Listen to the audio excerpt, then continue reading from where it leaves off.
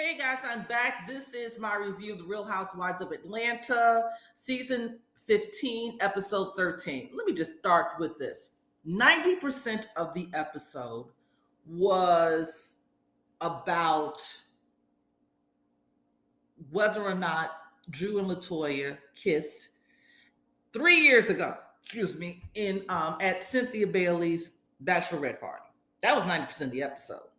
The other 10%, we got some interaction with Sanya and her sister talking about, Sanya was, let the sister know that she thinks it's time for them to move out the house, get their own place. And, her sister is still in her feelings. The brother, he don't even film anymore with them. We don't even see her husband, the brother-in-law. So the sister is still in her feelings. She's feeling like, she's just in her feelings. She was blindsided. She feels as though I don't know. She's just not happy about having to move. And then she also feels as though that Sanya doesn't take her feelings into consideration. And again, I think that whole needing to move out the house is a push from Sanya's husband, as opposed to Sanya.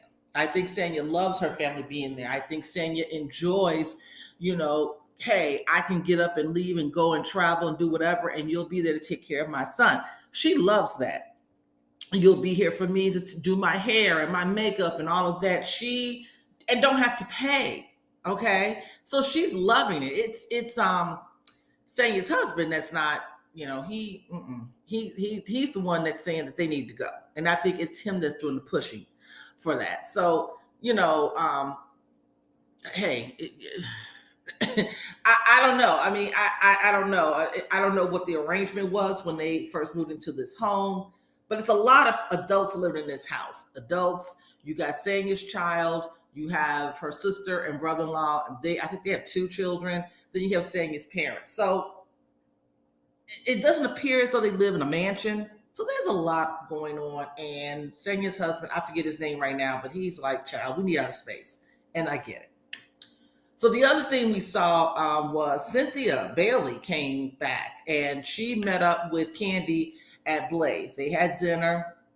Cynthia, not really wanting to talk about her failed marriage, the second failed marriage, and Kandi was like, I know you don't really want to get into it. And Cynthia reiterated, no, I really don't. That's another reason I think that if Cynthia was asked to be a peach holder, I think that was something that she didn't want to do, is because she knew she'd have to open up about what happened with her marriage. And that's why she's doing the friend of, or at least she's making an appearance. She's not even really a friend of. She made an appearance this episode because she doesn't want to talk about her marriage and what happened to it.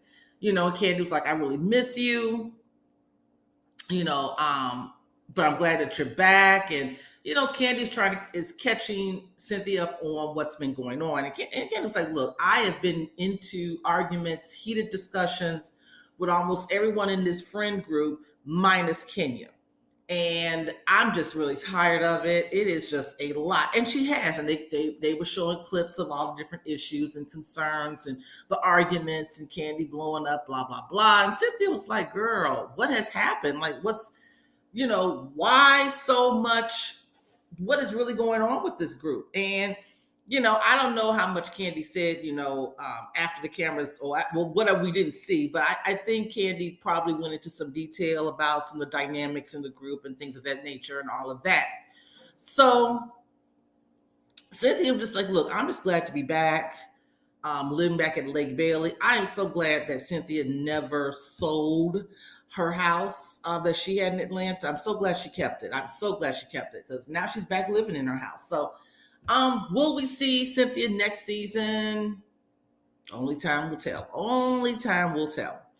But Kandi did invite Cynthia to her peach fuzz or peach something, to promote Better Than Kandi. She got some new products, and I think it's called Peach Fuzz Party. And she's got new adult toy, products that she's featuring, and she's got a whole big party planned for that. So she invited, Cynthia to that. And Cynthia was like, of course, I'll be there, So it was good seeing Miss Cynthia Bailey.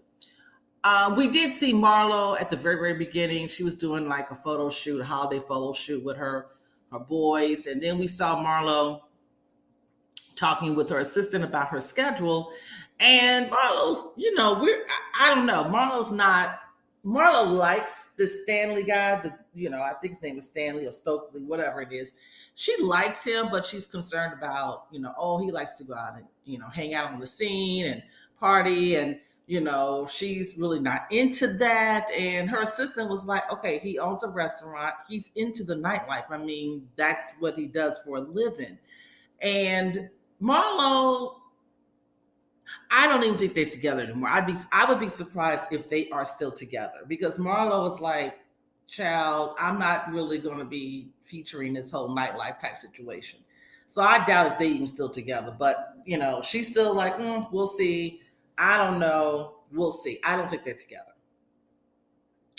So then we get a meetup between let me get to Kenya. So Kenya, we see Kenya and Brooklyn. It was so cute. And Kenya is babysitting her cousin. The little boy might be no more than maybe 6 months old, if that old. And just a little baby, and it's a little boy, and he's so cute. And Kenya is strongly considering having a second child, and she's asking Brooklyn, what does she think about it? Now we did see a clip where Brooklyn was looking a little uneasy about this baby and the baby getting all this attention. And, Kenya was like, are you going to be jealous if I have another child? And, Brooklyn's like, look, I'm pretty too. I'm cute too. Brooklyn's going to be real jealous. Brooklyn is not going to like all the attention if Kenya has another child, all the attention that other baby will be receiving. Brooklyn ain't going to care for it at first.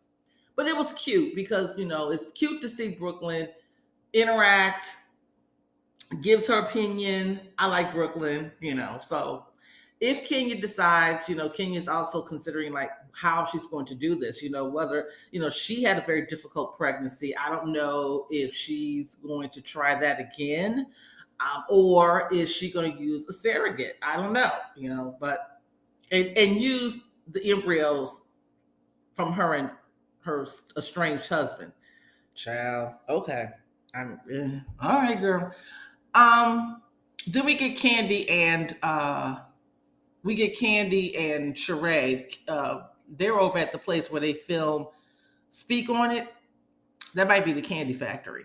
So Kandi and Sheree are talking about what happened after Kandi left. And Sheree is filling Kandi's ear with, Drew's like, look, Drew feel like Kandi's producing, trying to butter her up to get ready to do this whole movie and everything, and she's not telling the truth about what happened. And I don't understand why she's doing this. And Drew is calling Kandi a liar, and we know Kandi's not a liar. Like, Kandi wouldn't make up stuff like that. Now, granted, at the end of this episode, Kandi was like, okay, well, maybe I didn't really see what I thought I saw, and if it didn't happen, then I apologize.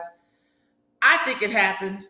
We're going to keep it at that. I think it happened. And Drew is adamant about, I don't want anyone lying on me. I think her issue is she doesn't want her husband to know that she was kissing on LaToya.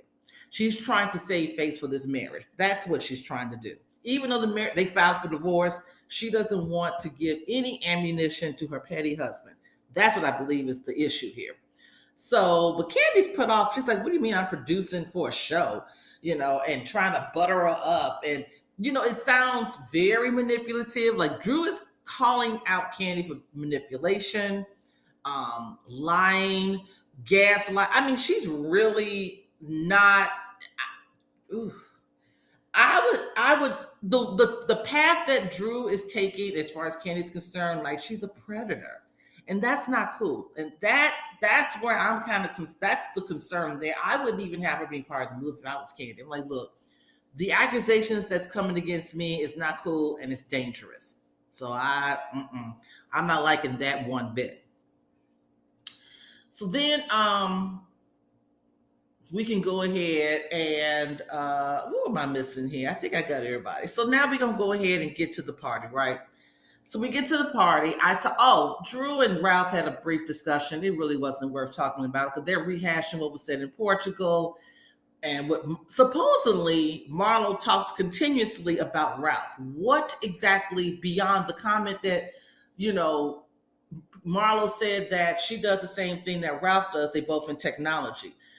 Now, when Ralph approached Marlo at the Peach Fuzz party for bedroom candy, Ralph was like, I have been told that you have continuously discussed me while in Portugal, and I don't understand why that was necessary, why my name kept coming up. And I want to know what exactly was said beyond that one comment about they both in technology, because what was the continuous conversation? Secondly, why would Ralph think it was okay to text Marlo back?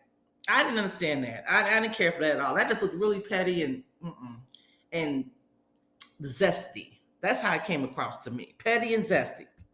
So anyway, everybody's coming to the Peach Fuzz party. For the most part, I think everybody looked good. I think everybody looked good at the party. I didn't like Drew and Cynthia. Drew and Kenya had on similar dresses. They were cut the same way, but Kenya just has the better body. Okay. I didn't like the fit on Drew. It didn't look right on Drew. Drew's shape, it didn't complement Drew's shape at all. So, Drew, that wasn't really a good idea on your part. Her hair was cute, but the dress was not working. So when LaToya gets to the party, LaToya tells Kandi, I'm upset with you. So they go upstairs. We're discussing the whole situation. Kandi sends for Marlo to come up there. Drew is asking Marlo why, about this whole taping thing. Like, why did you record? And she said that Marlo edited the footage and sent that clips to make it to create a narrative for LaToya. And Marlo was like, girl, I'm not going to sit up and argue with you. You are a liar. I ain't edit anything. And I don't think Marlo was sit up there editing. I think she literally was recording and sent the recording straight as it was. I don't think she edited anything out.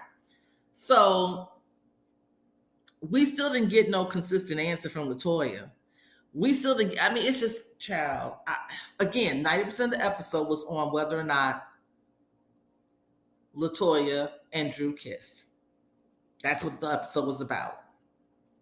It was good to see people like T.S. Madison. She was at the party having a good time, and Cynthia came to the party and all of that. They're showing the different toys and how to utilize them. Hey, this is good marketing for Kandi. And I love that Kandi mentioned how, 10 years ago, this wasn't considered to be the thing to openly talk about, especially for women, about adult toys.